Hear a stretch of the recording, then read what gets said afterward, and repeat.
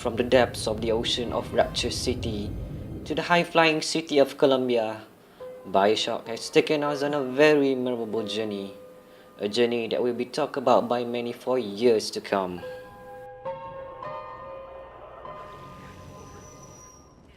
The BioShock franchise has been well known for its brilliant story. If there is one thing that BioShock fans learn from the game, it's got to be expecting the unexpected. With that in mind, I started playing BioShock Infinite, and my oh my, I was in for a treat. I've never come across a video game with this much backstory and plot twist.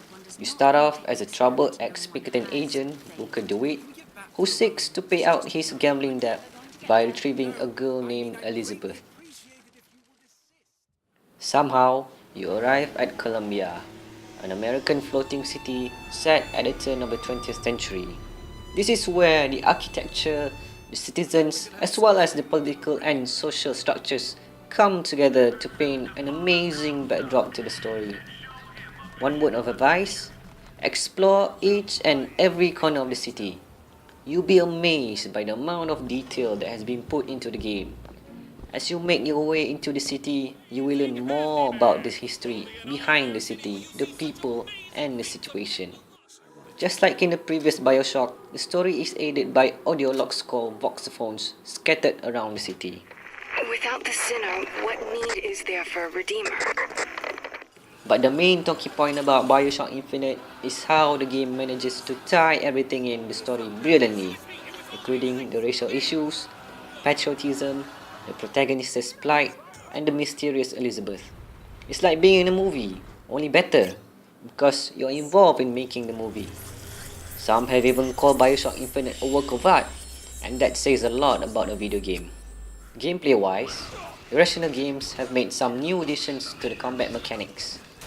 Since the players will be stuck with Elizabeth in the majority of the game, but not as a babysitter mind you, the developers were thinking, might as well make the most out of her.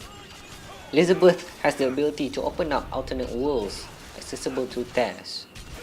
Players can exploit that by ordering her to open up an automatic gun turret, a health crate, or a ledge to swing the combat in their favor. Elizabeth also acts as your sidekick by tossing over supplies in combat as you run out of ammo, health, and vigors. I like what they've done with Elizabeth. Unlike any other AI, you will feel an emotional connection to her, thanks to the excellent voice acting and character modeling. Well, come dance with me, Mr. I don't dance. Come on, let's go. Why? What could be better than this? Vigors are basically the same as plasmids in previous BioShocks. It gives Booker superpowers like throwing fireballs and summoning a murder of crows. But the best combat mechanics is got to be the skyline. This is where you can take in the breathtaking views and at the same time make some awesome death from above moves.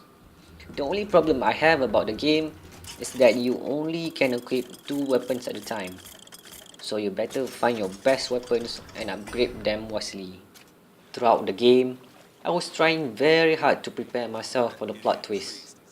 I listened to every single voxophone I found, solved all side quests I've encountered, and even paid attention to people's conversation, but nothing could ever prepare me for the ending. It is mind-numbing and wonderful at the same time. It's like The Matrix, Inception, and Cloud Atlas roll into one. When a video game forces the audience to stop and think about it, in my mind, it is a success. Not a lot of games could do what BioShock Infinite has done, and I commend the people that have worked so hard to make the game a reality. Here's to you, Irrational Games. Didn't I say sugary? Everything I got is done in pawn. Hey guys, so that's my review of BioShock Infinite. For those of you who have not gotten it yet, go get it now. It's a must-have. For next week, as I mentioned before, I'll be releasing the first video of my PC building guide. The topic, processors. Until next time, this is Shah for MLP News.